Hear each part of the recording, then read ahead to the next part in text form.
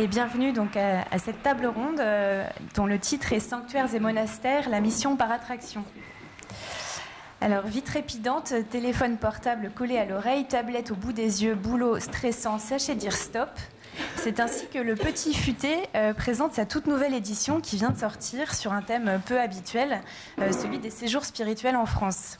Et donc dans l'argumentaire du guide, il précise que le Petit Futé ne cesse d'anticiper afin de s'adapter aux nouvelles demandes en suivant les modifications des habitudes touristiques des Français. Et de fait, on constate un regain de fréquentation des sanctuaires et des monastères ces dernières années.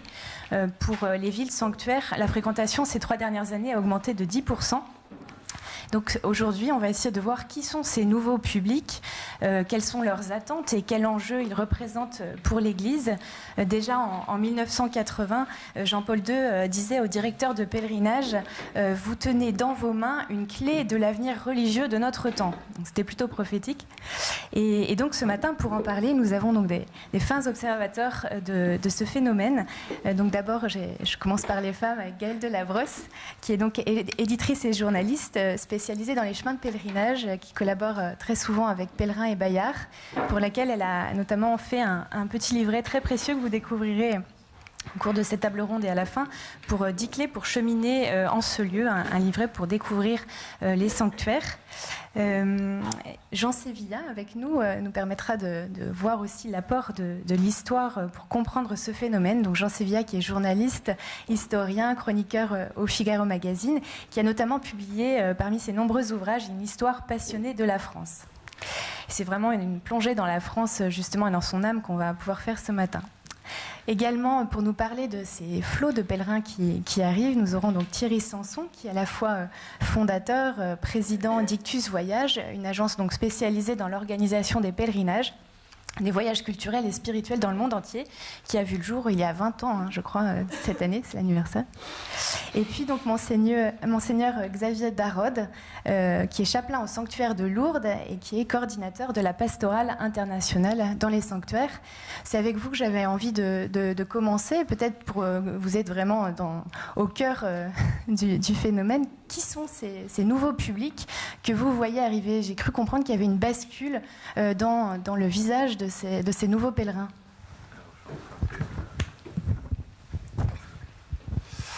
Oui, alors mon point de vue est un peu biaisé parce que je m'occupe surtout à Lourdes des pèlerins internationaux et très peu de mes compatriotes français. Néanmoins, ce que l'on voit, c'est clairement une bascule de pèlerinage organisé avec un évêque, une paroisse, vers, au contraire, une quête personnelle.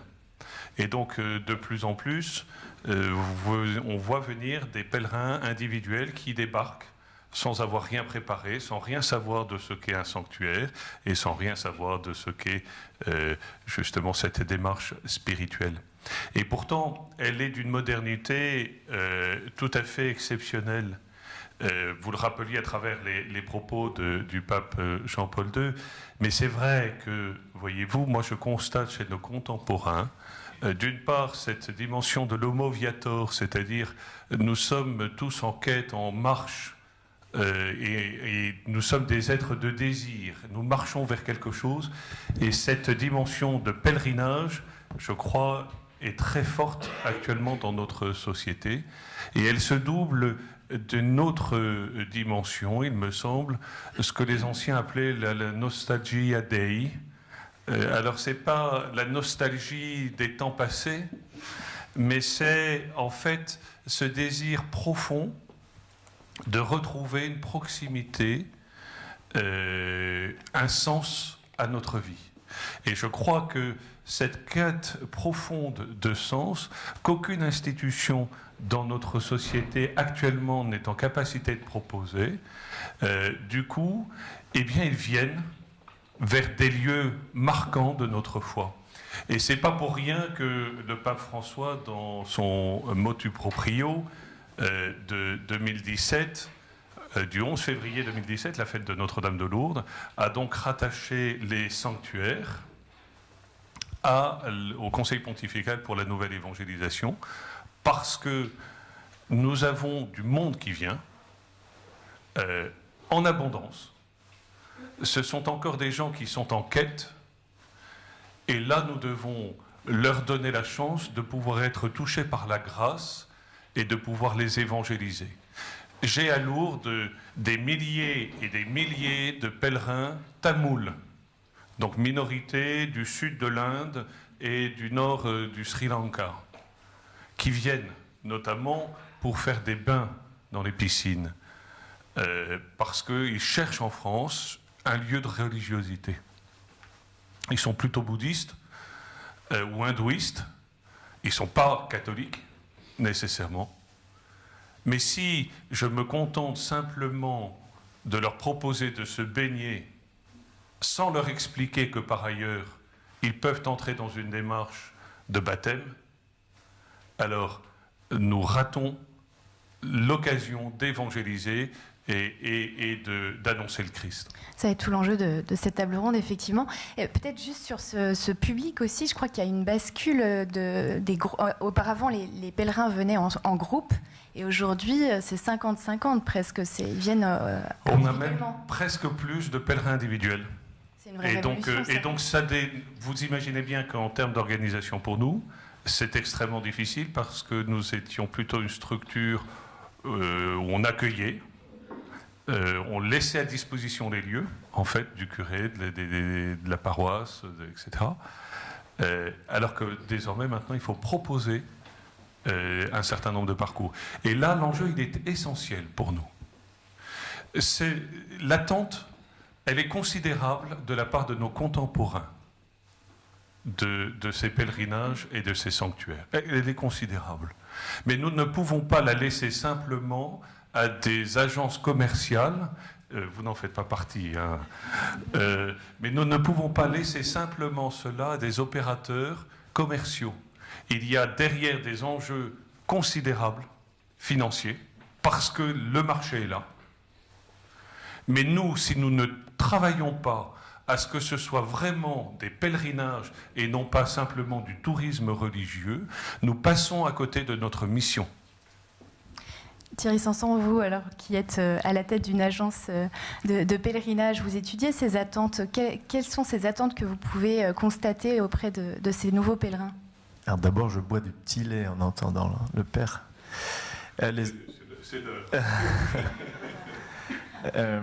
Alors mon regard est aussi un petit peu biaisé parce qu'effectivement il y a Ictus Voyage. Nous proposons des pèlerinages à un public français à l'extérieur de la France principalement. On constate la même tendance, c'est-à-dire on ne part plus forcément en pèlerinage avec sa paroisse, mais on va partir aussi facilement en famille ou un groupe d'amis. On a cette tendance lourde. Là où je buvais du petit lait, c'est que il y a 4 ans, je suis parti aux États-Unis avec une intuition forte qui était celle de proposer la France, fille aînée de l'Église, France chrétienne, la France des cathédrales, des monastères, aux tour opérateurs étrangers. Et je suis parti aux États-Unis, j'ai sillonné les États-Unis, le Mexique, le Brésil, et j'ai constaté un regard sur la France, une très grande attente sur la France.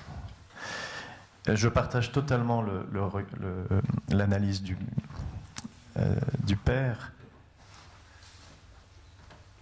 C'est un marché, on va parler business, c'est un marché gigantesque que nous, catholiques, nous avons déserté. C'est une véritable occasion de mission, et particulièrement quand on est français. Nous sommes le premier pays touristique au monde, 89 millions de touristes cette année. Les institutions officielles disent que c'est à peu près, l'Office mondial du tourisme dit que c'est 44% de ce tourisme-là est culturel, et dans ces 44%, Atout France estime que c'est 37% de motivation religieuse, qui grosso modo fait entre 15 et 20 millions d'étrangers qui viennent en France pour des motivations principalement religieuses. Voilà. Et qu'est-ce que nous en faisons? Pas forcément suffisamment grand-chose, en tout cas on laisse beaucoup le leadership de ces flux à des gens qui n'ont pas de motivation spirituelle.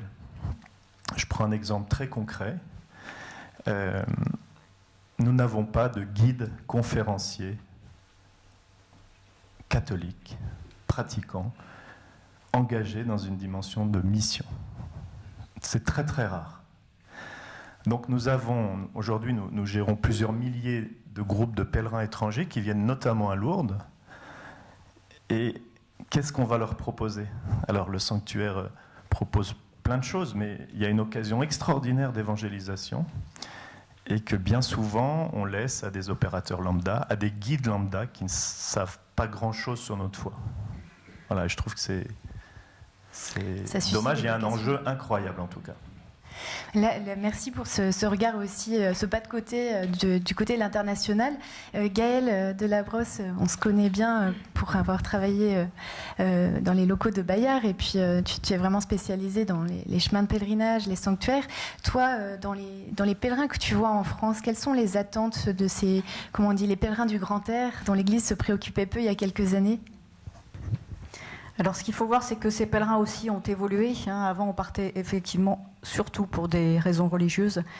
On partait vers Saint-Jacques, vers le Mont-Saint-Michel, vers Saint-Gilles-du-Gard, etc. pour aller vénérer le saint. Aujourd'hui, c'est très différent. En fait, on ressent souvent un appel du chemin, et non pas un appel du saint ou de sa foi ou de l'Église. Mais il faut partir, il faut faire un break dans la vie. Et je pense que j'en vois qui hochent de la tête, et je pense qu'il y en a qui sont peut-être partis aussi sur le chemin pour ça. Et puis il se passe quelque chose sur le chemin. Le chemin, vous le savez, si vous avez marché, c'est un chemin de transformation, un chemin de métamorphose, un chemin de rencontre. Et donc on se laisse imprégner par le chemin. Et les sanctuaires où on s'arrête, ou les monastères où on s'arrête, parce qu'il y a de plus en plus de haltes chrétiennes sur les chemins, notamment sur les chemins de Compostelle, qui sont gérés par une association qui s'appelle le Web Compostela. Et donc là aussi, je pense qu'il y a un enjeu, il y a un rôle des catholiques dans cet accueil des pèlerins qui ont une attente énorme, immense, en fait, une quête. Vous parliez, Monseigneur, de quête. Et c'est vraiment le mot, je pense. L'homo viator, c'est celui qui part, en effet, on disait ça au Moyen-Âge, l'homo viator, c'est l'homme en exil. Vous savez que Adam et Ève ont été chassés du paradis, et depuis... Depuis, l'homme est en exil, il est en marche vers une terre promise, une terre qui n'est pas sa terre, ou en tout cas son quotidien. Voilà. Donc ce sont ces pèlerins qui sont en quête de repères, qui sont à la recherche de boussoles. Vous remarquerez on parle de déboussoler. Les mots de la langue française font souvent appel au chemin. On dit faire un pas de côté, on dit tomber dans le panneau, on dit être déboussolé, etc. Eh bien, ces personnes qui sont en chemin, il faut les accueillir. Alors il y a effectivement, je vous parlais de Web Compostela, il y a quelques associations. Une association de l'Église catholique. De l'Église catholique, voilà, tout à fait. Web Compostela, en fait, a été chargé par les évêques de France de la pastorale des chemins de Saint-Jacques. Voilà. Et donc ils ont établi un petit livret des haltes chrétiennes, et ils donc essayent de maintenir ce réseau d'accueil chrétien à la fois dans les monastères et à la fois dans les églises. Et puis il y a aussi des associations, mais là pour le coup laïques, qui sont dans les églises et qui font tout un accueil des pèlerins. Mais peut-être que là aussi il y a effectivement un rôle à jouer. Voilà. Et puis il y a juste un deuxième public que vous évoquiez aussi, c'est le tourisme effectivement religieux, qui n'est pas le tourisme spirituel, c'est-à-dire des personnes qui arrivent là. Il y a 51 millions de visiteurs en France dans des sanctuaires, essentiellement les réseaux de villes sanctuaires. En fait, il y a 18 grandes villes sanctuaires dont Lourdes fait partie, Nevers, Lisieux, Vézelay, le Puy-en-Velay, etc. Voilà, et c'est aussi là un public immense à accueillir et à bien accueillir. Voilà. Donc on voit bien les enjeux, et peut-être pour les comprendre encore davantage, j'aimerais bien faire un retour dans l'histoire avec vous, Jean Sévilla. En fait, que nous dit l'histoire du rôle que les sanctuaires et les monastères, donc ces hauts lieux spirituels, ont joué dans le renouveau missionnaire de l'Église, et peuvent peut-être jouer encore aujourd'hui? Oui, je voudrais compléter d'abord ce que vient de dire Gaël Delabrosse, mais sous un angle historique, mais d'histoire récente. Parce que vous avez dit, autrefois, on allait, par exemple, au Mont-Saint-Michel pour prier Saint-Michel. Enfin, je suis désolé, mais moi qui suis sans doute l'aîné de cette table ronde, dans les années 60, 70, personne n'allait à Mont-Saint-Michel pour prier Saint-Michel. J'ai vécu personnellement, moi j'ai eu 20 ans en 1972, pour dire mon âge, j'ai vécu cette transformation comme catholique, c'est-à-dire des sanctuaires qui étaient morts, où il ne se passait plus rien. Et nous avons assisté, je sais schématiquement, ça s'est passé sous le pontificat, première partie du pontificat Jean-Paul II, dans les années 80, à la renaissance de très nombreux sanctuaires. Je crois qu'il faut le dire, si vous voulez, parce que dans ma génération, quand j'étais jeune catholique, faire un pèlerinage, ça consistait à aller à Lourdes, très bien Lourdes, hein, en gros, on mettait des gens dans un bus ou dans un train, et puis ils y allaient tranquillement, et c'était souvent plutôt le troisième âge. On assistait à partir des années 80 à quelque chose de très nouveau, qui est en fait très ancien, mais qui est un retour, qui est quand même très important, c'est que le pèlerinage, c'est redevenu quelque chose au sens physique du terme, c'est on prie avec les pieds, voilà, on marche, voilà. On sue, on a chaud, on a froid, on a soif, ça fait mal, et c'est très important, parce que là on retrouve une démarche de purification qui passe par le physique aussi, par l'effort physique, et qui me paraît très importante, et qui à l'échelle de l'histoire est quelque chose de nouveau, voilà, voilà, il faut le dire.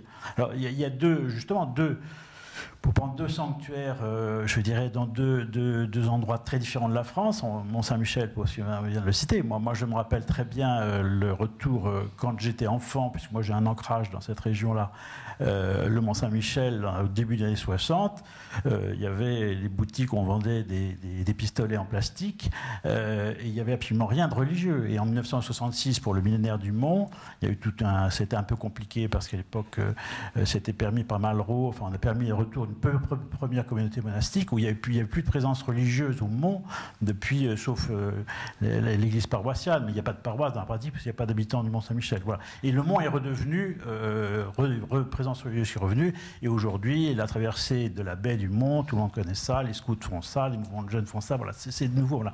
Et puis à l'autre bout de la France, dans une autre région avec laquelle j'ai un lien aussi familial important, qui est Cotignac. Voilà, Cotignac était un village mort du Haut-Var, où il ne se passait rien. Vous savez que c'était un village où il y a eu la Sainte Famille est apparue, enfin, pas ensemble, mais enfin, il y a eu deux apparitions de la Sainte Vierge et une apparition de Saint Joseph, et le pèlerinage des pères de famille, et puis mères de famille, qui naît là, à la fin des années 70, début des années 80, et qui a essaimé sur toute la France, que maintenant, le pèlerinage des pères et mères de famille, il y en a à peu près partout dans toute la France. Voilà. Et donc, j'ai vu aussi Cotignac, qui était un petit village du Haut-Var mort, aujourd'hui, et en tout cas en juin et juillet pour le pèlerinage des pères et des mères, ou des mères et des pères dans l'ordre, est un lieu, un sanctuaire important. Voilà. Donc, pardonnez-moi pour j'ai peut-être été un peu long, mais ce que je veux dire, c'est je pense que les jeunes générations n'ont pas, il faut que souvent cette dimension historique ne se rendent pas compte que ce qui leur paraît évident aujourd'hui, mais ce n'était pas évident il y a simplement 50 ans dans l'Église de France. Voilà. Alors, pour aller très vite, parce que j'ai pris trop de temps, oui, les sanctuaires ont toujours été, historiquement, d'abord ils ont tous une existence, les grands sanctuaires, enfin ceux Lourdes évidemment c'est le 19e siècle, mais enfin les plus anciens sanctuaires s'ancrent dans une histoire qui est une histoire parfois millénaire, voilà. Parce que le culte des saints a toujours compté dans l'Église, parce que le culte des saints a beaucoup compté dans le monde médiéval. Voilà, c'est l'intercession et la prière par les saints. Et c'est toujours un ancrage par les saints qui a au départ accroché des fidèles. Voilà. Et les sanctuaires, dans les périodes de crise, alors, il ne faut pas non plus idéaliser ni schématiser trop, parce qu'il y a des sanctuaires qui sont tombés. D'ailleurs, je l'ai dit, moi. Voilà. Maintenant, il n'y a pas seulement les sanctuaires, s'il y a une vie monastique, une vie de prière autour d'un sanctuaire, ce sont des lieux où la foi s'ancre dans la durée, où la foi continue à se transmettre dans les grandes périodes de crise de l'Église. Les sanctuaires ont toujours été des lieux de renaissance et de renaissance possible dans leur région et dans la région où ils rayonnaient naturellement. Et à quelles conditions alors ce sont des lieux de renaissance? C'est-à-dire comment on peut rejoindre aujourd'hui? Vous dites que c'est vraiment un phénomène nouveau, enfin on le voit avec le recul historique. Donc comment rejoindre ces nouveaux publics? Est-ce qu'il faut par exemple adapter les valeurs qui sont propres au sanctuaire et au monastère, l'hospitalité, la fraternité, le silence, la contemplation, à des attentes qu'on voit aussi de sobriété, de contact avec la nature auprès du public français et étranger? je peux parler de ma propre expérience. Voyez-vous, une solution facile serait de transposer justement des attentes touristiques à notre modèle. Mais ainsi, on perd complètement notre identité aussi et la spécificité qui fait que les gens viennent. Très profondément, lorsque les gens cheminent sur le chemin de Saint-Jacques ou vont dans des monastères ou dans des sanctuaires, ce qui les frappe, ce sont les rencontres de personne à personne. Alors il est bon qu'on se préoccupe de l'accueil de nos pèlerins, que l'on développe des haltes le long du chemin, mais si nous ne mettons pas du personnel ecclésiastique ou laïque ou peu importe, mais dont la spécificité même est de permettre cette rencontre de personne à personne, parce que notre but est de les mener à Dieu et donc à cette rencontre personnelle. Voyez-vous, il est pour moi essentiel justement que l'on retrouve des gens qui soient en capacité d'accueillir sans jamais juger, mais que tous puissent raconter leur histoire, leurs doutes, leurs questions, et que donc l'on entre dans cette espèce de communion interpersonnelle, parce que je crois qu'il y a deux attentes fondamentales, cette dimension de rencontre, mais aussi cette dimension d'accomplissement de gestes ou de démarches de piété populaire. Nous ne nous retrouvons pas avec des gens actuellement qui se posent des questions fondamentales sur l'existence de Dieu ou pas. La nouvelle génération que je vois à venir n'a pas les a priori des années précédentes sur le dogmatisme de l'Église, sur son omnipotence, sur sa toute-puissance. Nous avons une spécificité de chercheurs de Dieu et d'absolu. Et si nous sommes capables de témoigner de ça, alors effectivement, nous pourrons, à travers des gestes de piété populaire, j'ai amené les reliques de Sainte Bernadette en Allemagne. Pardonnez-moi, j'y croyais pas beaucoup. Amener des reliques dans un pays non marial, plutôt protestant, nous avons ouvert la chasse de Sainte Bernadette et j'ai vu des milliers d'Allemands qui se précipitaient pour toucher et demander une grâce. Nous sommes face à des gens, dans notre modernité, qui justement recherchent une simplicité des gestes, une piété populaire. Et alors c'est pour moi très intéressant de voir que ce terme de piété populaire, dans l'enseignement de l'Église, il a changé. On parlait autrefois de dévotion populaire.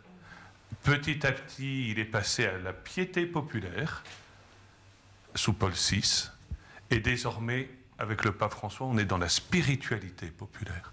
Parce que c'est l'accomplissement de ces gestes et de cette quête, elle n'est peut-être pas intellectuellement très éduquée, mais pour nos contemporains, elle a du sens.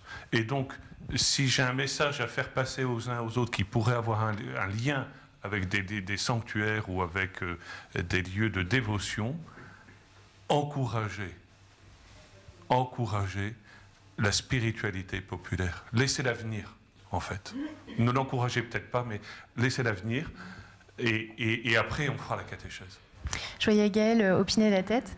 La place du corps, des rites, de la piété populaire est vraiment un des enjeux. Peut-être qu'il faut réinvestir davantage le corps, l'entrée dans les sanctuaires par les cinq sens. Oui, en effet. Et donc, c'est effectivement la démarche qu'on a eue dans ce petit livret-là, dont je profite pour en parler. Donc, on a utilisé, alors on parle beaucoup effectivement de cinq sens dans la pleine conscience, enfin des spiritualités qui sont différentes. Et Et je pense que dans ces spiritualités, on voit fleurir en fait ces pratiques de méditation orientale ou autre. Il y a des choses aussi peut-être qu'on pourrait prendre et qui sont pas du tout étrangères à notre religion. Hein. Par exemple, la marche de pleine conscience en fait était pratiquée par les pères du désert. Enfin, c'est des choses qu'il y a des ponts à faire. Et donc nous, on a d'ailleurs on parle de prière de pleine présence, hein, qui est un peu le pendant de la méditation de pleine conscience pour les orientaux. Et donc dans ce petit livret, en fait, on a justement, alors il y a 10 clés, donc cheminer avec le corps, cheminer avec les œuvres d'art, tenter le voyage intérieur, marquer une pause.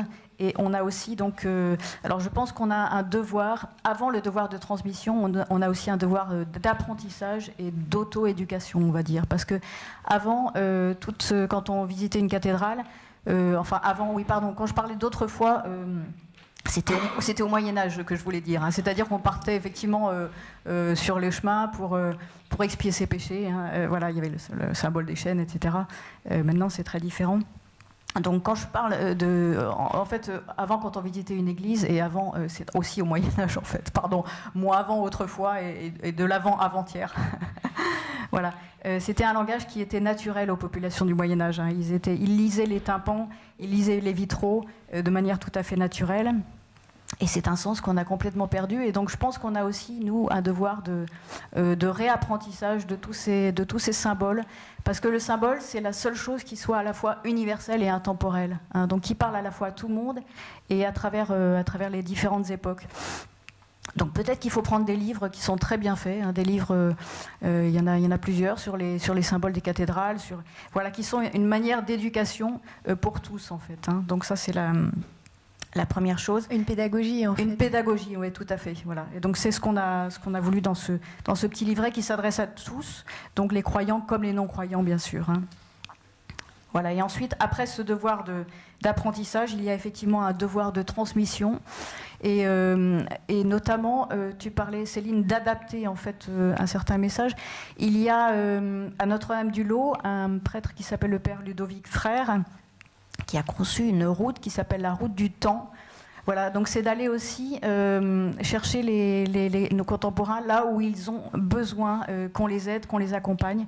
Et donc il a écrit aussi un livre qui s'appelle Déconnexion, reconnexion, donc sur le fait de se déconnecter du smartphone, du réseau, etc., Internet, pour se reconnecter à d'autres réseaux.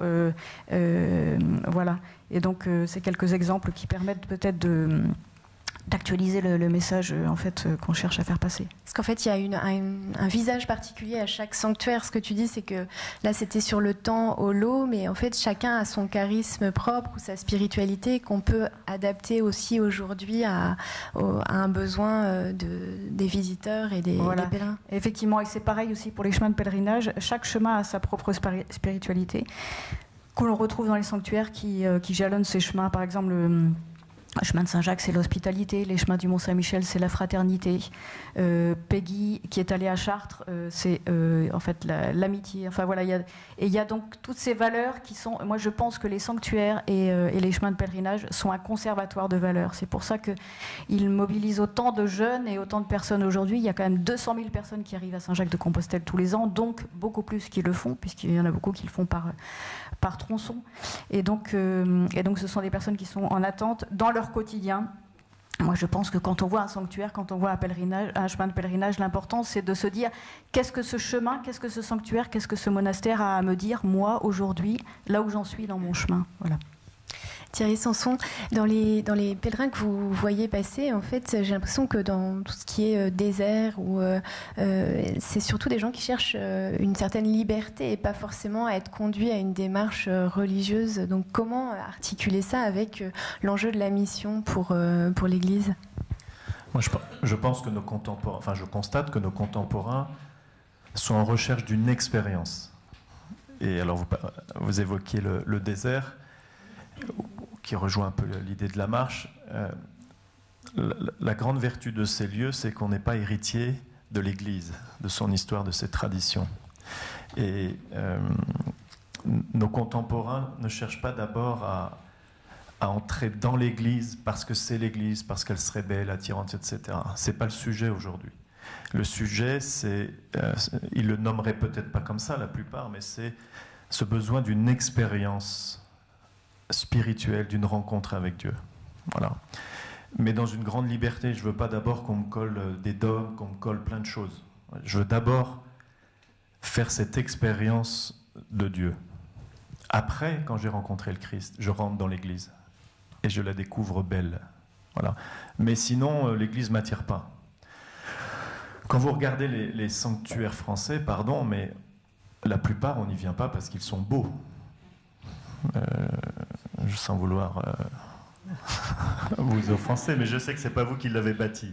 Ma grand-mère avait écrit des lettres incendiaires disant que ce sanctuaire de Lourdes était sordide. Bon. Beaucoup de nos sanctuaires, architecturalement, sont pas beaux. On n'y vient pas pour ça. Donc qu'est-ce que vous venez chercher en allant à Lourdes, en allant à Cotignac, en allant au Mont-Saint-Michel, en allant au Los? Peut-être qu'on a un peu oublié aussi, on le redécouvre, mais que ce sont des lieux de grâce. Je parlais de France, premier pays touristique au monde, donc le pays le plus visité au monde par nos contemporains, mais j'ai envie de dire, la France, je parle sous le contrôle de Jean Sévilla, mais je crois que c'est le pays le plus visité par le ciel, ou un des pays les plus visités par le ciel.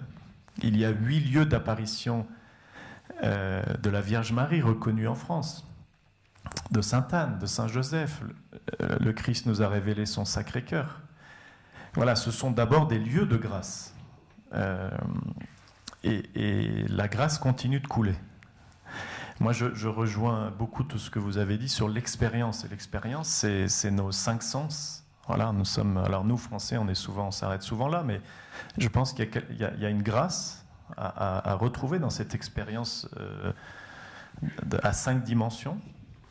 Et puis à travers ce que j'ai senti, vu de la France par le regard des étrangers, américains, mexicains, brésiliens et d'autres que nous accueillons, et peut-être que nous on est tellement empêtrés dans nos problèmes franco-français qu'on oublie juste que la France est fille née de l'Église, que la grâce abonde, c'est-à-dire qu'on perd un peu de vue que le renouveau qu'il y a eu il y a 20 ans est assez exceptionnel en France. On perd de vue ce qu'on porte malgré nous bien souvent.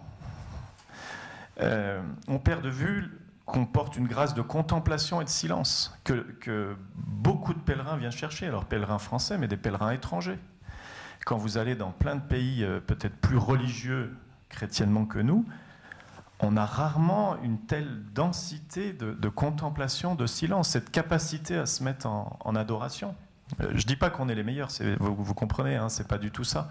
Mais on est porteur, et les sanctuaires en sont un lieu encore très vivant, on est porteur de ces grâces-là. Et c'est peut-être aussi ça qu'il faut laisser s'exprimer à nouveau, encore et toujours. C'est vrai que je suis frappée, je discutais avec un ami moine qui me disait, il a fait plusieurs expériences dans des monastères étrangers, il disait que la qualité du silence dans la vie monastique française est très différente de l'Italie ou l'Amérique latine où il y a c'est peut-être moins contemplatif, ou en tout cas il y a vraiment une caractéristique propre. Je me souviens d'un ami colombien il y a 20 ans qui arrive en France, il avait 20-25 ans, et on lui avait parlé de la France qui n'est plus chrétienne, etc., etc. Et dans les 2-3 premiers jours de son arrivée en France, les gens qui l'accueillaient l'emmènent dans une veillée de prière.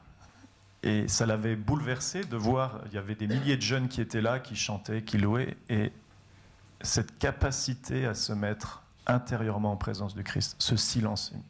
Il était subjugué parce que, me disait-il, c'est impensable en Colombie, dans les églises colombiennes. Voilà, il y a une des grâces peut-être à...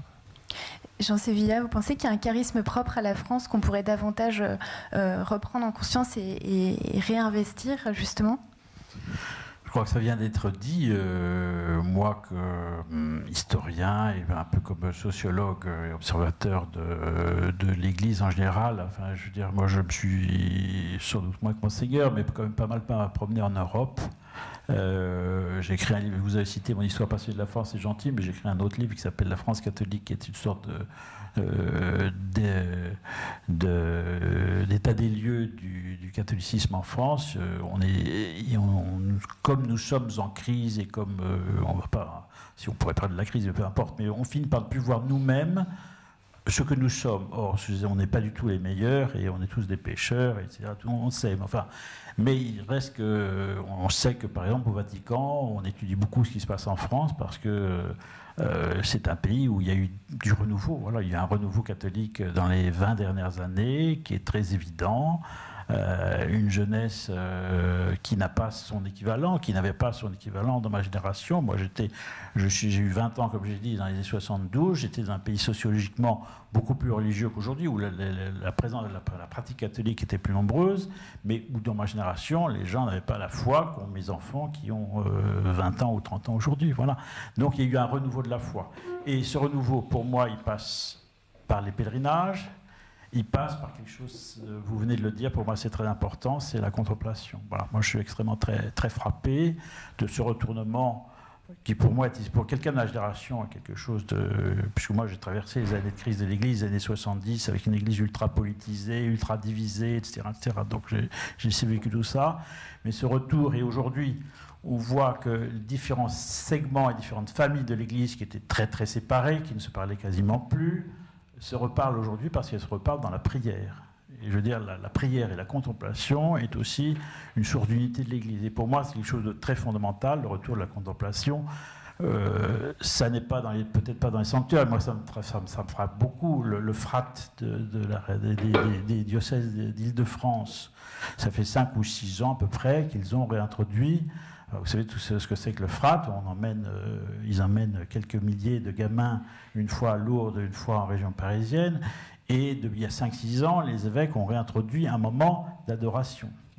C'est-à-dire que vous avez donc quelques milliers d'adolescents ou de préadolescents à qui on fait adorer dans le silence pendant 1 heure devant le Saint-Sacrement. Dans ma génération, c'était quelque chose qui avait totalement disparu. Voilà. Et donc pour moi, ça c'est fondamental. Et c'est quelque chose je ne dirais pas de très français, par définition, l'adoration c'est universel, c'est catholique donc universel. Mais enfin, c'est une pratique qui est en train de revenir très fortement en France.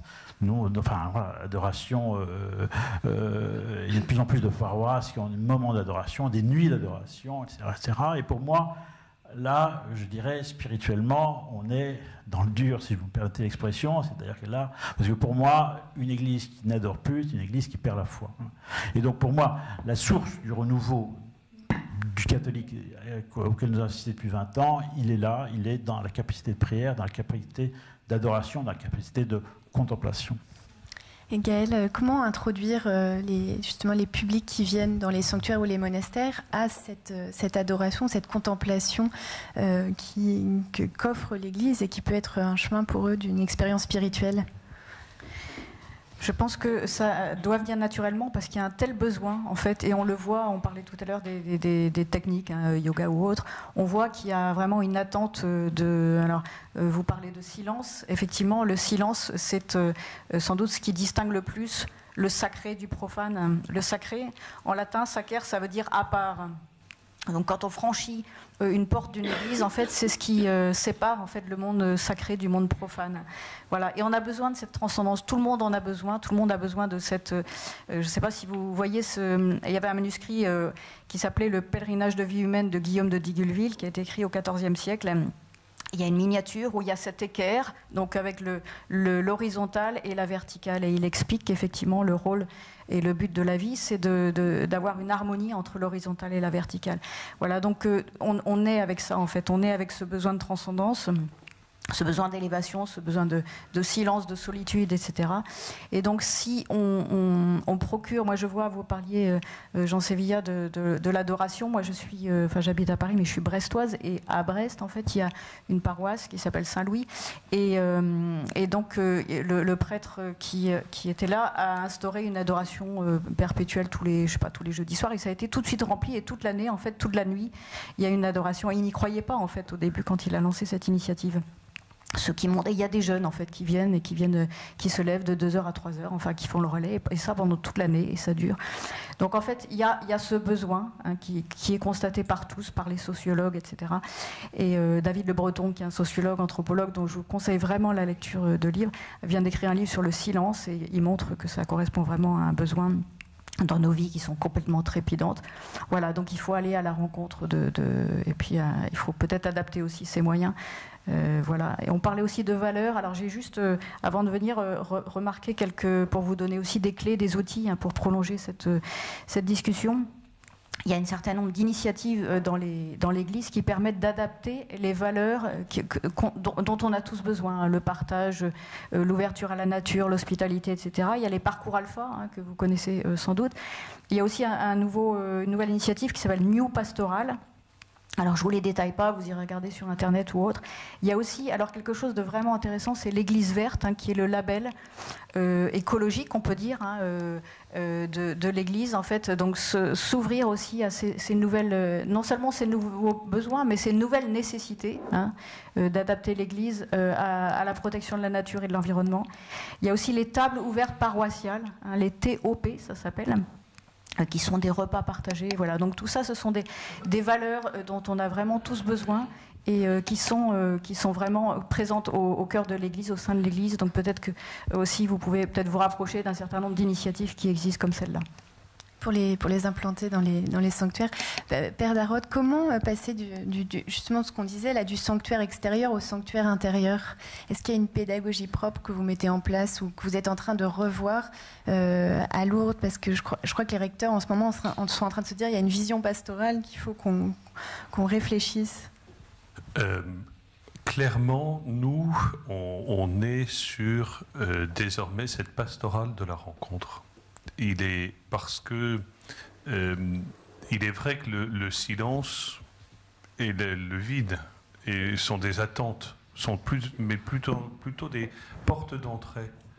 C'est-à-dire que ce sont des réceptacles d'une présence qui est mystérieuse et qu'il s'agit de faire vivre, de manifester.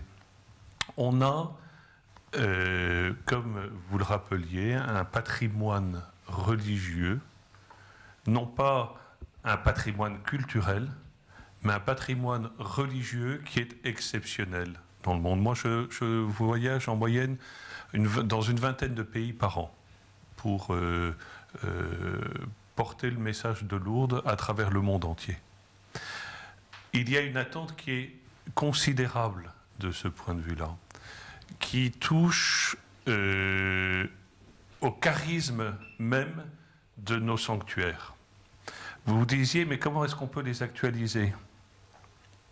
Et il y a, dans une de vos interventions, j'ai failli réagir sur l'instant, mais en fait, pour moi, il n'est pas tant besoin de les actualiser que d'approfondir leur message originel et de rendre grâce pour la grâce que Dieu nous a faite. C'est-à-dire, si Lourdes existe, c'est parce que dans le plan de Dieu, il y a une grâce particulière qui a été donnée à ce moment-là, et pour notre Église et pour le monde. Est-ce que nous avons toujours conscience qu'effectivement, une grâce particulière a été donnée? Et quelle est-elle? Dans une rencontre que nous avons eue entre recteurs de sanctuaires à Guadeloupe, c'est 24 millions de pèlerins par an. C'est... Oh, Lourdes. Oh, nous, on ne compte pas, on n'est pas mesquins. Non, mais oui, on est à peu près dans ces eaux-là. Voyez-vous, là, nous avons pu dire les sanctuaires entre eux ne sont pas en compétition, ils ne sont pas en concurrence, mais chacun a un charisme spécifique où il manifeste sa grâce. Très clairement, le charisme de Lourdes, par exemple, est celui de la guérison. Guérison physique, on le sait, mais guérison intérieure, c'est encore plus évident pour quelqu'un qui vit là. Et donc, comment effectivement rendre accessible cette sacralité dont nous sommes les récipiendaires et qui est attendue par les gens? c'est effectivement profondément en revenant vers la source même de notre identité. Nous avons un trésor, comme vous le disiez, du point de vue des gens étrangers. Je parcours l'Europe. Voyez-vous, j'étais l'année dernière dans une réunion de directeurs de pèlerinage irlandais. Pardon pour la caricature, mais un peu tous dépressifs. Parce qu'en fait, ils affrontent les difficultés que nous, on a connues dans les années 70 et 80, maintenant. Nous avons, en Espagne, la situation est à peu près pareille, avec quelques îlots de vitalité, mais sinon une baisse assez générale. L'Europe du Nord, avec les Pays-Bas et la Belgique, eux sont dans une situation assez dramatique. L'Allemagne est dans une bureaucratisation des défenses d'acquis syndicaux. C'est une église qui est tellement riche qu'elle ne sait plus gérer la foi, quasiment. Enfin, surtout ne me citez pas, moi. Et donc, je sais que je suis... Et donc, la France, effectivement, parce que moi j'ai été conseiller à l'ambassade de France près Saint-Siège, donc près le Vatican, pendant des années, la France est extrêmement regardée par les autorités vaticanes, parce que nous avons une valeur de laboratoire. Nous sommes assez uniques, parce que nous avons une vitalité interne de notre Église. On a connu la crise, et votre génération en a souffert. Moi, j'étais dans la queue de comète. Mais la génération qui monte et qui est la vôtre, à travers la multiplicité des congrégations ou des communautés nouvelles et ses excès, on les connaît, mais a aussi été capable d'engendrer une vitalité dont ce congrès-là est l'un des signes, dont vous êtes déjà des signes. Et il y a désormais maintenant l'intime conviction dans l'Église de France que l'on doit être missionnaire. Et ce n'est plus simplement d'entretenir la paroisse rurale. Or, dans l'histoire de l'Église, si l'on regarde l'histoire de l'Église, je parle sous votre éminente autorité,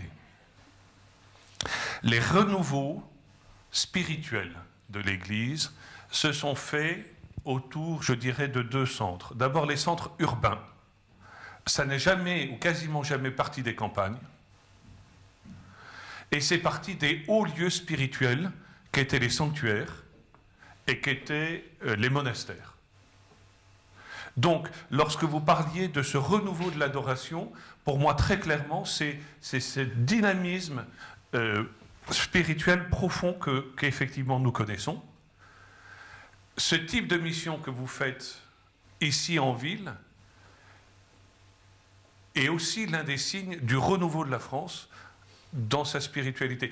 Il ne s'agit pas de ramener, je ne sais plus qu'il disait, d'abord à l'Église, parce que les gens ne cherchent pas à appartenir à un club, ou ils ne cherchent pas d'abord une doctrine, ils ne cherchent pas d'abord des codes, ils ne cherchent pas d'abord une morale, mais ils cherchent très clairement une quête et une expérience spirituelle. Et si l'on peut témoigner d'abord de notre cheminement propre, avec ses incertitudes, avec ses fragilités, mais aussi avec sa grandeur, parce que le message que nous portons nous dépasse, je crois que là, qu'effectivement, on pourra... Merci.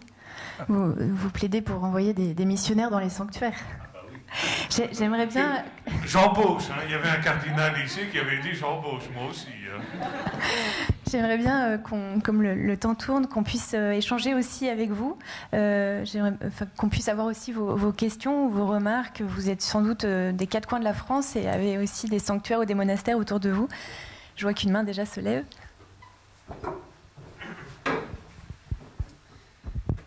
Bonjour, je suis séminariste pour le diocèse de Quimper et Léon. Je connais bien la paroisse Saint-Louis à Brest, où effectivement depuis 3 ans il y a l'adoration perpétuelle toute la semaine maintenant. On n'y croyait pas au départ. La question que je me pose après vous avoir entendu, c'est pour faire un petit historique, si je ne dis pas de bêtises, il me semble qu'au XIXe siècle, quand il y a eu un grand renouveau marial en France, on a vu se multiplier des sanctuaires mariaux diocésains. Et aujourd'hui d'ailleurs, dans des pays en Afrique notamment, mais antérieurement déjà en Amérique du Sud, il y a beaucoup aussi de fondations de sanctuaires diocésains, essentiellement mariaux, pour être un peu un poumon spirituel dans le diocèse. En Bretagne, on a une histoire religieuse qui est beaucoup marquée par les sanctuaires, par les ermitages de moines et puis des monastères. Alors il nous en reste plus beaucoup, mais il y a quand même quelques monastères qui sont vraiment qualifiés aussi de poumons du diocèse à chaque fois. Et donc ma question, c'est, on a 18 grands sanctuaires en France que vous évoquiez. Est-ce que vous pensez que l'évolution de la pratique et de la recherche religieuse en France nécessite que dans la pastorale du diocèse, vraiment à l'échelle du diocèse, il y ait un effort qui soit tourné vers des sanctuaires diocésains, ou s'il n'y a pas de sanctuaire, vers des monastères à l'intérieur du diocèse, pour qu'ils fassent cette action d'aimant que vous évoquiez avec les sanctuaires, en sachant que chacun a son charisme en termes de sanctuaire, pour les gens, parce qu'aujourd'hui on voit bien que on ne peut plus identifier les chrétiens par ceux qui vont à la messe le dimanche. C'est beaucoup plus large que ça.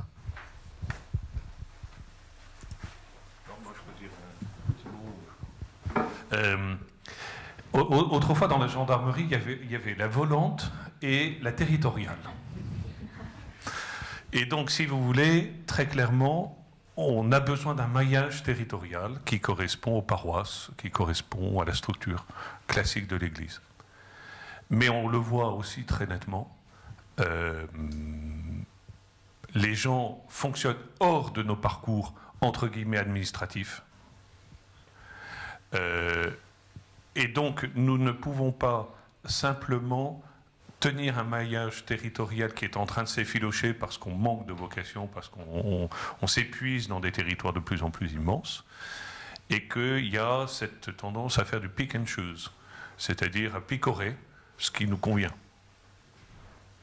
Et donc, de mon point de vue, et ça c'est une découverte, hein, depuis que je suis à Lourdes, et ce n'est pas un plaidoyer seulement pro domo, je me rends compte de l'importance majeure d'avoir un lieu de pèlerinage ou un haut lieu spirituel dans un diocèse où l'on investit des prêtres, et des prêtres jeunes, compétents, bien formés, etc., parce que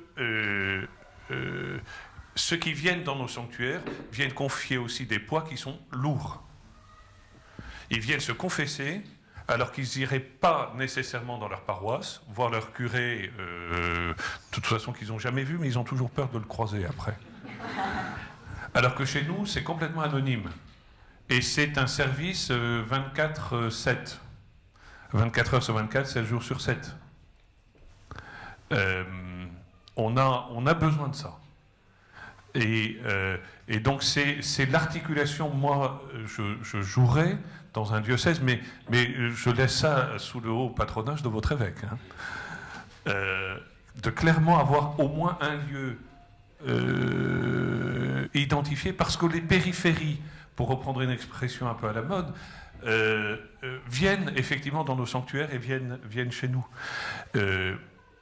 Et si on n'a pas des portes d'entrée, alors effectivement, on va rester dans un club avec Madame Pichon et Mademoiselle je ne sais trop quoi qui tient le grand orgue. Voilà. Et là, on a besoin au contraire de cette fenêtre. Oui. Moi, j'ai une question. Notre sanctuaire est en renaissance. Je viens de Blois. Il y a un sanctuaire très connu, Notre-Dame de la Trinité. Voilà. Où la dévotion, voilà, vous savez, la Vierge Marie n'est pas apparue, sinon vous seriez au courant. C'est au cœur, c'est la dévotion des 3 Ave Maria. Voilà. Qui fait suite à une révélation de Sainte Mechtilde. Donc c'est très vieux. Voilà. Et là, nous sommes à c'était les Capucins qui tenaient ce sanctuaire et ils n'avaient plus la force de le tenir, donc ils l'ont laissé au diocèse. On en est à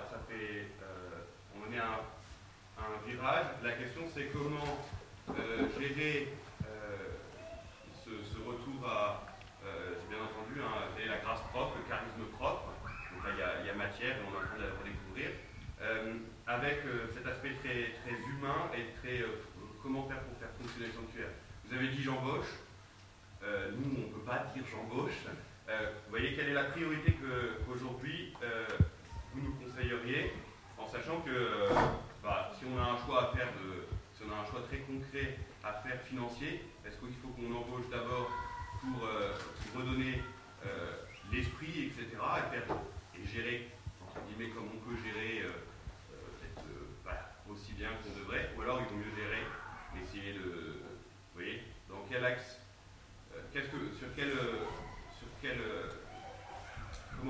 comment combiner l'aspect spirituel et l'aspect mission spirituelle et l'aspect gestion du lieu, quoi. Vous voyez.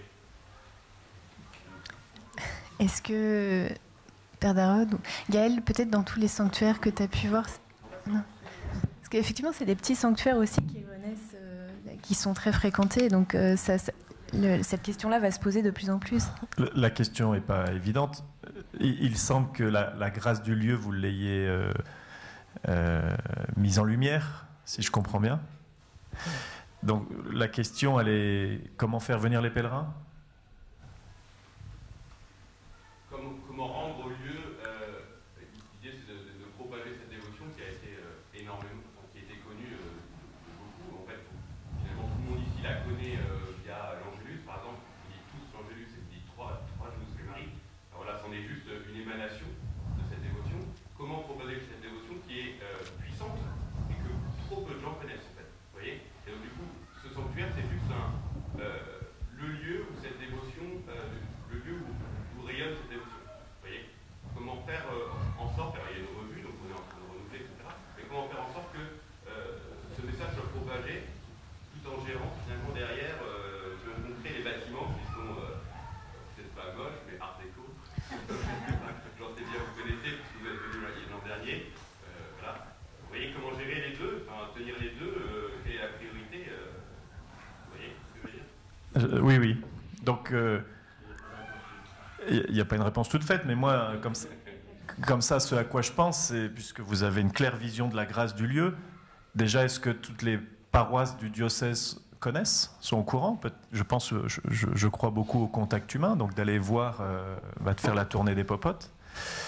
Après, si vous voyez plus grand, il y a un organisme qui dépend du ministère du Tourisme, qui s'appelle Atout France, dans lequel il y a, ils appellent ça un cluster, un groupe, tourisme et spiritualité. La plupart des sanctuaires en font partie. Devenez adhérent, ça va vous donner une visibilité vis-à-vis des autres membres. Nous en faisons partie, ça veut dire que nous, concrètement, on a des pèlerins étrangers qui viennent, et ils traversent souvent, ils vont à Nevers, ou ils reviennent de Paray-le-Monial pour aller vers le Mont-Saint-Michel. Ça peut être une halte, mais en tout cas, d'être membre de ce cluster tourisme et spiritualité peut vous donner une visibilité. Et puis au niveau local, peut-être d'aller voir un par un les curés de paroisse, les responsables, et de faire connaître le lieu, puis petit à petit. Dans les difficultés des temps actuels, il y a quand même, puisque l'Église est pauvre, en France surtout, enfin, il y a quand même quelque chose la modernité et la technologie nous a apporté quelque chose d'assez nouveau, qui n'existait pas quand j'étais jeune. C'est tout ce qui est Internet, réseaux sociaux, etc.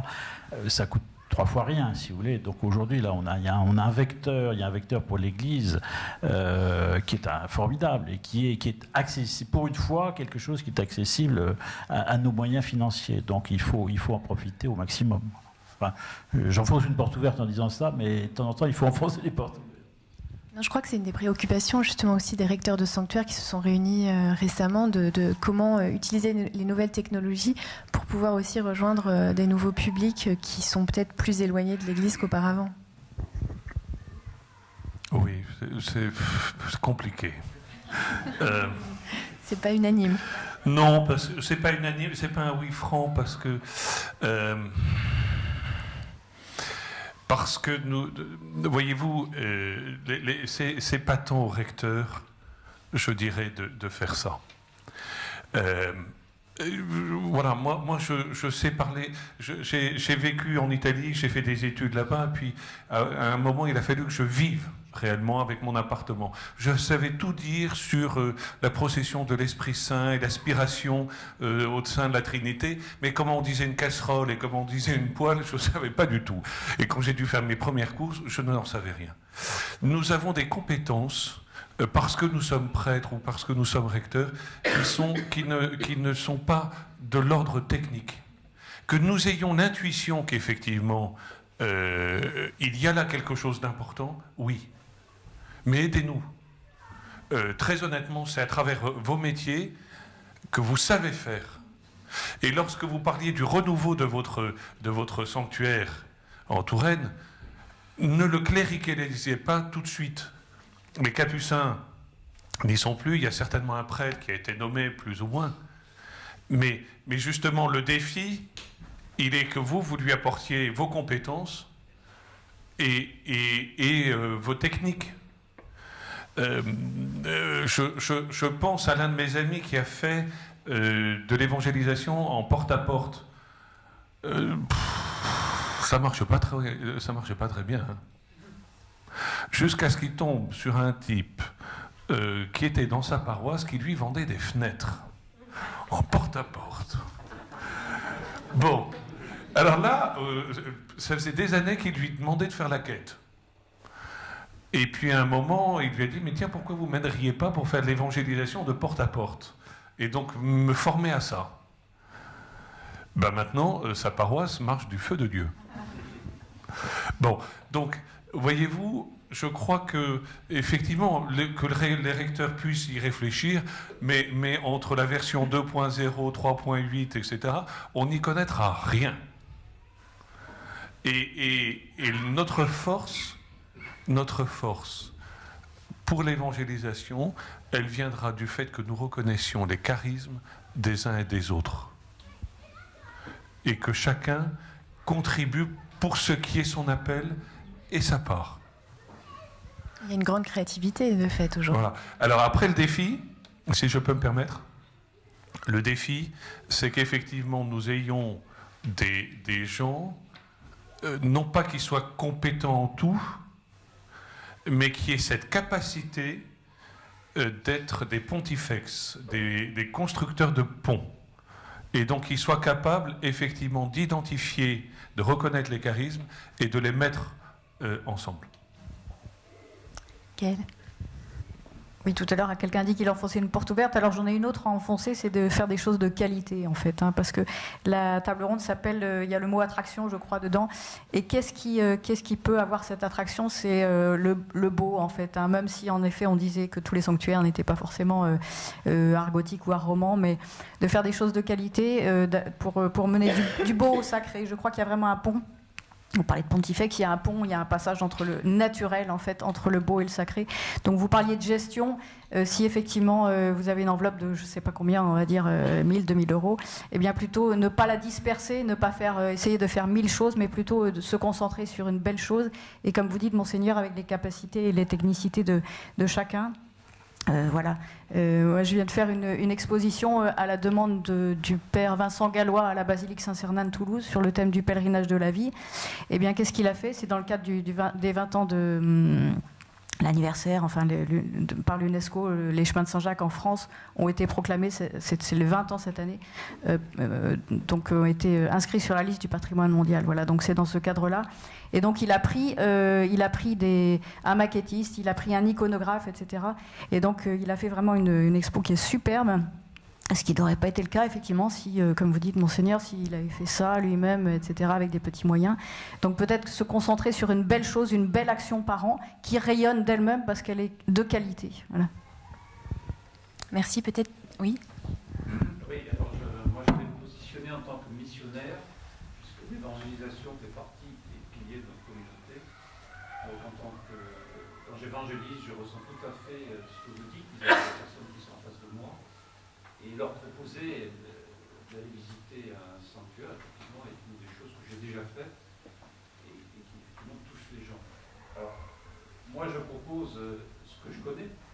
Évidemment, je connais très bien Harmonia, Notre-Dame-du-Lot, je suis allé à Lourdes. Je ne connais pas tous les sanctuaires et tous les charismes. Et finalement, ce dont j'aurais besoin, c'est d'avoir un petit peu un panorama de ces différents, des principaux sanctuaires, de leur charisme, de façon à ce que face à un besoin que j'ai pu identifier, et ils sont différents, je dis, bah tiens, cette personne a ce besoin, ça serait plutôt ça qu'il lui faudrait. Alors, c'est pas uniquement par un livre, parce que je peux prendre un livre, etc., mais il faut un peu connaître ce qui se fait et ce qu'on peut proposer de façon à en parler à la personne et, entre guillemets, le vendre. Parce que, bon, je connais très bien par Harmonia, je peux très bien, entre guillemets, proposer une session pareille, parce que je suis régulièrement, etc., un peu lourd. Saint-Michel, un peu moins, etc. Donc, comment faire en sorte que nous, en tant que missionnaires, on puisse avoir une bonne connaissance de façon à pouvoir le proposer, entre guillemets, que je viens d'appeler, à la personne qu'on a en face de nous et qui dont chacun a besoin différent. Ça plaide pour la création d'un site internet interactif avec tous les sanctuaires et leur charisme. Ça peut être une formation sur voilà, l'internet, je m'en méfie un peu, c'est très impersonnel. Il faut, le jeu des questions-réponses est aussi très important. Donc c'est peut-être une formation ou une information pendant le week-end. Voilà, je pose la question. Je pense que vous avez donné aussi la réponse, en fait, ça suscite... Non, parce que ça peut être une formation, ça peut être autre chose. Non, mais c'est certainement quelque chose qu'on pourra faire remonter lors de l'Assemblée des recteurs de sanctuaires, qui rassemble une association assez unique dans les pays européens, qui rassemble justement les recteurs de sanctuaires, et en disant, ben voilà, c'est une très bonne suggestion. Oui. Je voulais juste terminer pour vous remercier parce que j'ai trouvé qu'il y avait une très grande unité dans tout ce que vous disiez. Par un constat, c'est que c'est vrai que je suis enseignante, donc je rencontre plein de parents qui ont eu des origines catholiques, par le baptême même des grands-parents, maintenant ça va être des arrière-grands-parents.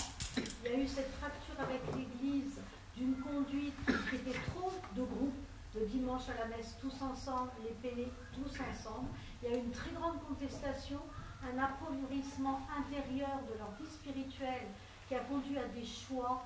Moi j'ai une maman qui m'a dit, vous savez, nous allons voir la déesse Ama à Toulon.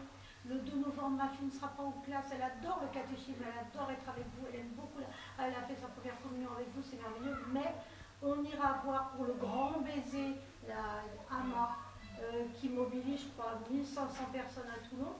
Donc on a des parents, j'ai une maman qui m'a dit, nous étions témoins de Jéhovah, mon fils est né là-dedans, alors je vous préviens, vous lui parlez de Jésus si vous voulez, mais taisez-vous sur les sacrements, aucune obligation.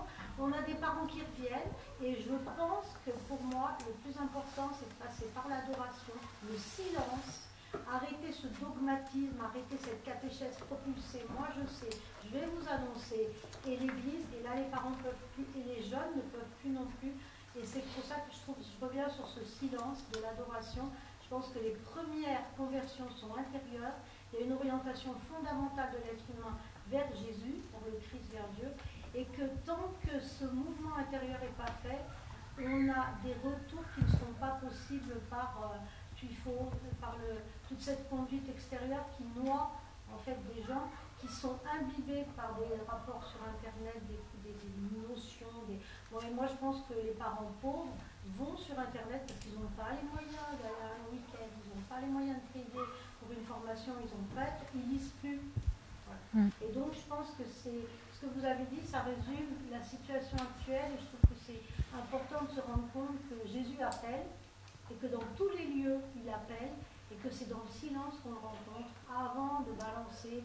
Ouais, c'est comme ça, c'est comme ça. Puis en plus, il y a plein de doctrines de l'Église qui sont irrecevables actuellement pour des gens qui sont malades du sida, qui ont le 4e mariage. Voilà, donc je voulais vous remercier pour ça. Merci. On va bientôt s'arrêter. En fait, je voulais vous remercier parce que vraiment, avec ces pas de côté internationaux, historiques, on a vraiment pu voir aussi l'enjeu et puis trouver aussi des pistes. Peut-être, je vois que vous voulez ajouter une dernière chose. Oui, moi je voudrais, parce que ça va se terminer, faire un appel. Je suis breton aussi, je suis un peu têtu. On a 15 à 20 millions d'étrangers qui viennent chez nous, qui sont en recherche de Dieu. Ils viennent pour ça, ils viennent vers la France parce que la France a une mission universelle. Je voudrais qu'on Gardez ça dans votre cœur. Il y a quelque chose sur la France. On est misérable, on est pécheur, tout ce que vous voulez, mais on est quand même porteur d'un trésor qui nous dépasse. Ça, c'est dû à quoi? C'est dû aussi à nos aînés. On a été pendant plus d'un siècle probablement un des pays qui a envoyé le plus de missionnaires à l'étranger. C'est un retour de bâton. Ils viennent chez nous parce que nos aînés ont évangélisé. Moi, je suis frappé de voir des Américains venir au sanctuaire Basile-Moreau. Vous connaissez Basile-Moreau? Sanctuaire au Mans. Il a fondé la communauté de Sainte-Croix, il a fondé via un de ses frères, il a fondé l'université Notre-Dame aux États-Unis. À Ruillé-sur-Loire, il y a un petit sanctuaire, Sainte-Théodore-Guérine. Elle a fondé 190 écoles catholiques aux États-Unis. C'est une des rares saintes américaines. Les Américains viennent là. Pourquoi je vous dis ça? On parle de mission. Les gens viennent chez nous et on les laisse juste de côté. Est-ce que dans les sanctuaires, c'est traduit dans toutes les langues? Est-ce qu'on propose pour ces personnes qui viennent? Voilà. Et moi, j'ai mon appel, je termine là-dessus. Il faut des guides catholiques, des gens qui en font leur métier. Nous, quand on a un groupe qui vient, de pèlerins, le guide passe 10 jours avec. Petit déjeuner, déjeuner, dîner. Ils attendent tout de lui. Tout. Le problème, c'est qu'on a beaucoup de mal à trouver des guides catholiques. Donc c'est le guide X, Y qui connaît l'histoire, qui connaît quelques notions, mais qui ne va rien annoncer. Je vois qu'il y a des jeunes. Investissez-vous. Il faut aller dans ces filières-là. Voilà. Je peux confirmer, j'ai visité le Maroc, il y avait un guide officiel qui avait fait l'école coranique et je peux vous dire qu'il nous a parlé beaucoup du Coran pendant le voyage. Et tout le monde est allé écouter avec ça. Merci, merci beaucoup. On va s'arrêter sur cet appel et puis cet appel à la mission. Je vous propose aussi, peut-être, si vous voulez découvrir ce petit guide pour 10 clés pour cheminer en ce lieu qui permet vraiment d'introduire des publics très éloignés de l'Église dans les sanctuaires, d'aller le découvrir. Il y en aura quelques-uns ici, mais sinon c'est au stand Bayard à Stanislas où il y en a toute une pile si vous voulez pour vos sanctuaires en apporter aussi. Voilà. Merci beaucoup de votre participation.